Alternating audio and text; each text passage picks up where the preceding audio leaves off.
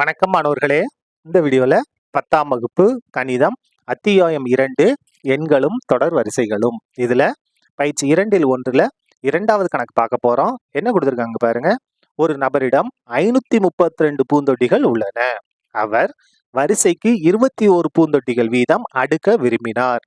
எத்தனை வரிசைகள் முழுமை பெறும் எனவும் எத்தனை பூந்தொட்டிகள் மீதம் இருக்கும் எனவும் காண்க. என்ன கொடுத்திருக்காங்க கணக்குல? ஒருத்தட்ட மொத்தம் 532 பூந்தொட்டி இருக்கு. வரிசையா வைக்க போறாரு. ஒரு வரிசைக்கு எத்தனை வைக்கிறாரு? 21 பூந்தொட்டிகள் வைக்கிறாரு. அப்ப எத்தனை வரிசைகள் முழுமையா இருக்கும், எத்தனை பூந்தொட்டிகள் மிச்சம் இருக்கும் நம்ம கண்டுபிடிக்க ஈஸியான வகுத்தல் தான். சரியா? பாருங்க, இங்க இந்த 2 நம்பர் இருக்கா, பெரிய நம்பர் ஏன்னும் சின்ன நம்பர் பின்னு எடுத்துக்கலாம். நம்ம பயன்படுத்த போறது யூக்ளின் வகுத்தல் விதி. என்ன ஃபார்முலா? என்ன? a = pq + r. இதான் ஃபார்முலா. இந்த r வந்து எப்படி இருக்குன்னா 0 r = r b இந்த மாதிரி இருக்கும்.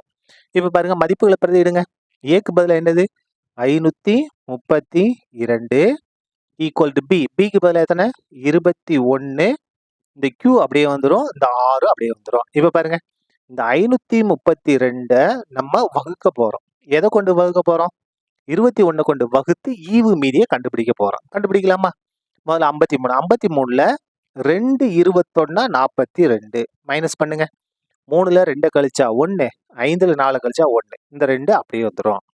இப்ப பாருங்க, 112 21 கொண்டு வகுக்க போறோம். அப்ப எத்தனை இருக்கும்னா 5 இருக்கும்.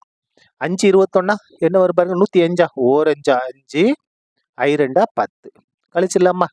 இப்ப பாருங்க, 12 12ல 5 கழிச்சுனா 7. இங்க 0 தான், இங்க 0. அதாவது 112ல 105 கழிச்சிட்டோம்னா 7. இப்ப பாருங்க, கணக்கு நமக்கு ஈஸியா முடிஞ்சது. அதாவது 532 21 கொண்டு வகுக்கும் போது ஈவு எவ்வளவு? 25 பிளஸ் மீதி எவ்வளவு? 7. இந்த ஈவு தான் என்னது? வரிசைகளின் எண்ணிக்கை. இந்த மீதி இருக்கு இல்லையா, இதுதான் என்னது? மீதி இருக்கக்கூடிய பூந்தொட்டிகளின் எண்ணிக்கை. எழுதிடலாமா? பாருங்க, முழுமையான வரிசைகளின் எண்ணிக்கை ஈவு. பாருங்க, இதான் என்னது? முழுமையான வரிசை. எத்தனை இருக்கு? 25 வரிசைகள் முழுமை பெற்றுவிட்டது. மீதமுள்ள பூந்தொட்டிகள் எத்தனை? 7. சரியா? அவ்வளவுதான்.